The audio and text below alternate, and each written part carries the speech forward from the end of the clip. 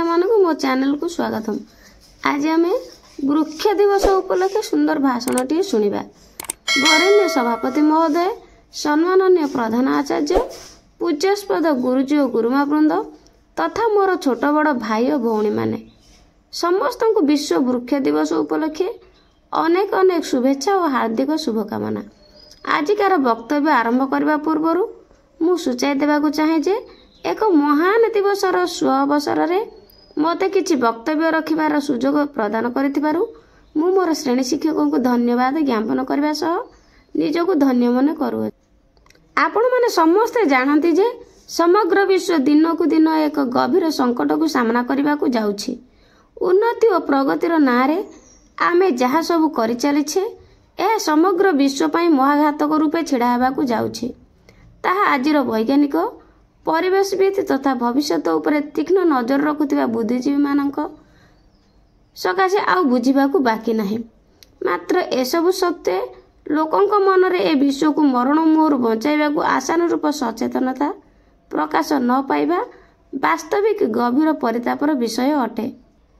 सांप्रतिक समय एक बड़ समस्या है जनसंख्या विस्फोरण आउ वर्धिष्णु जनसंख्यार चाहिदा पूरण लगी चली अबाध गछ कटा हु हु होई बढ़ी चली कलकारखाना संख्या तीव्र गति रे बढ़ी चली रास्तार जानवाहन संख्या परिणाम स्वरूप वायुमंडल रे बढ़ी चली अंगारकाम्ल बाष्पर परिणाम कमी जाउछि अमृत रूपी अम्लजान।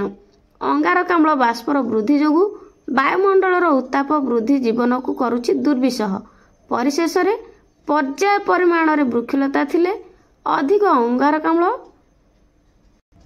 बाष्प को शोषि नहीं वायुमंडल को अपेक्षाकृत शीतल रखिबारे सहायक हुंता। किंतु निजको शिक्षित और सभ्य बोली बोलाउथिबा जनमानस आज भी वृक्षर महत्व को उपलब्धि करि पारु नाही। आज भी समाज रे सेही मानक संख्या कम नुहे जो माने आज भी बुझी पारु नांती जे वृक्ष हमर परम बंधु। एथिपई हमर अज्ञता और निरक्षरता जेतिके दायी नुह ताठू बेसी दायी हमर उच्छृंखल मानसिकता। अधिकरु अधिक विलासमय जीवन यापन लगी मनुष्यर मानसिकता एथिलागी दायी अटे कहले अत्युक्ति हेब नाही। जातिर जनक गांधीजी यथार्थरे कहिसंती the nature has everything to fulfil our needs but not anyone's grade.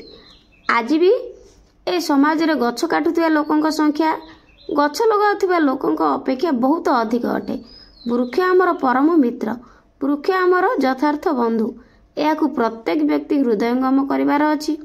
एणु ए दिगरे सचेतनता सृष्टि करने को आज ए दिवस सृष्टि करा जायछि।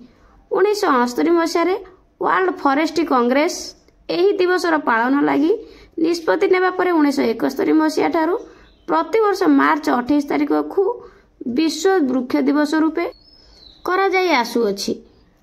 आम जीवन वृक्ष गुड़िकर महनीयता केते से संबंध रे जनसाधारण सृष्टि करबा ही आज दिवसर महान लक्ष्य अटे। मु एबे वृक्षलता आदिर उपयोगिता उपरे सम्यक आलोकपात करिवि।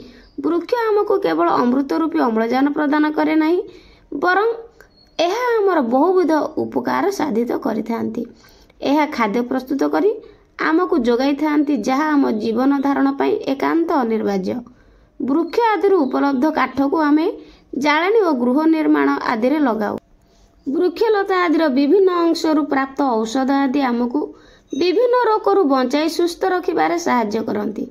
वृक्षलता आदिर प्राप्त पुष्प आदि आमर सौंदर्य पिपासा को चरितार्थ करने सह देव पूजा आदि रे विनियोग होई आम धर्मीय भावना रे पूर्णता आनी थांती। आम पई वृक्ष आदिर उपकारिता को वर्णना करा जाय पारे ना। सेमाने यथार्थ रे आमर बंधु अटंती।